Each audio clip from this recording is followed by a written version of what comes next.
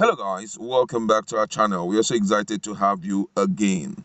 The Seriki Fulani of Iganga has decided to speak up concerning the recent crisis that took place in Ibarapa local government area of the state. Don't forget that they were given eviction notice on Friday last week, and when at the expiration of that eviction notice, a lot had happened, which resulted to burning down of his house and also the cars owned by him, and that resulted also to the forceful vacation of the Fulanis who were living in Iganga. He had spoken up some few days ago, but right now we have detailed statement from him as reported by Sahara Reporter, and he has clearly stated how much he has lost and how many men also that were killed during the process of that eviction. And according to the news, the Seriki Fulani of Iganga in Ibaraba local government area of Oyo State, Saliu Abdul Kadar, had alleged that 7 men were killed during the invasion of his house last Friday. He also claimed that properties valued at 500 million was lost to the invasion and arson. Speaking with journalists on Thursday, the displaced Seriki denied complexity in the kidnapping incident in the area, especially the killing of an Harvard University trained indigene, Dr. Fatai Aborode, who was gruesomely murdered by suspected headsmen. He said the allegations were concocted by Yoruba freedom fighter Solomon Adeyemo, or Sunday Adeyemo, Iboho, with the whole purpose of getting the Fulani out of Iganga and other parts of Yoruba land. He claimed that he had been a peace lover in all the 50 years that he spent at Iganga.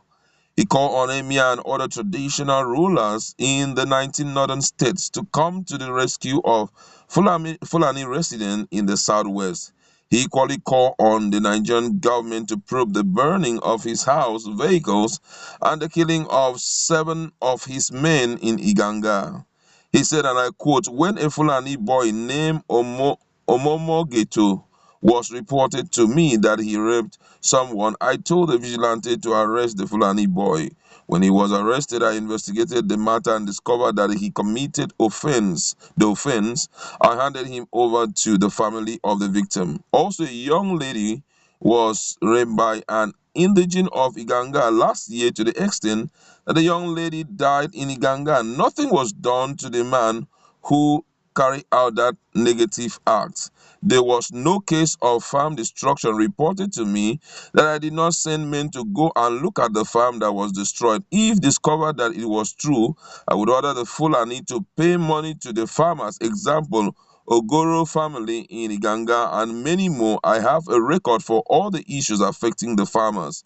On the alleged killing of Iborode, he said, I don't know anything about it. Where Dr. Iborode was killed is very far from my village. It's about 2 hours drive to my village. You will pass through Iganga town before you get to where I am. Finally, I want the Nigerian government to investigate this matter and anyone found guilty should face the law. My houses, 12 vehicles belonging to me, my children and some visitors were burnt and 7 of my people were killed. The corpses of 2 have yet to be found and some of my animals were carted away. Some moments after the attack, the Seriki Fulani told Sahara Reporter that no person was killed during the arson attack on his house at Iganga, which is different from his new account that he lost 7 people to the incident. Ibogo has given Fulani headsmen in Ibaraba area 7 days to leave the area, blaming them for the kidnapping and killing in the area, and the Seriki Fulani of complexity in the atrocities committed by his tribe men. I seem not to really understand what this man is actually looking for. Yeah, that's the truth.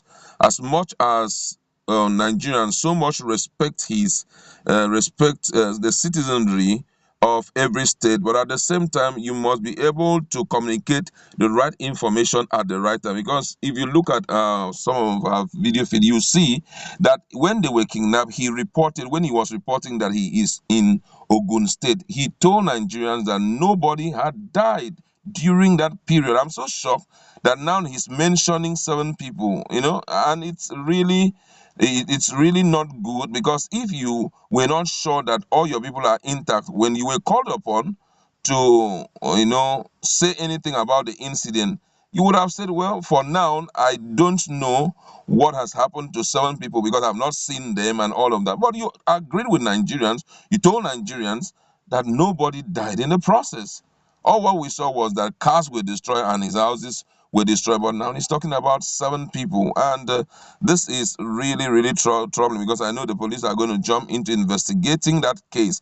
But however, before we continue with further discussion, let's look at what Nigerians have to say. This one said, I am seeing wonderful replies, but when Ibogo lied about what he lost, none of you denied. Hypocrites from DNA. Somebody is talking there. This one says, shameless man, where did he get all that wealth from? He's been in business for a while, so asking him that question. Well, this one says here, one Peter Okoye say, and people wonder how Fulani gets arms when the Seriki could have cash of 500 million in his house. You think anybody is going to question how he gets such money?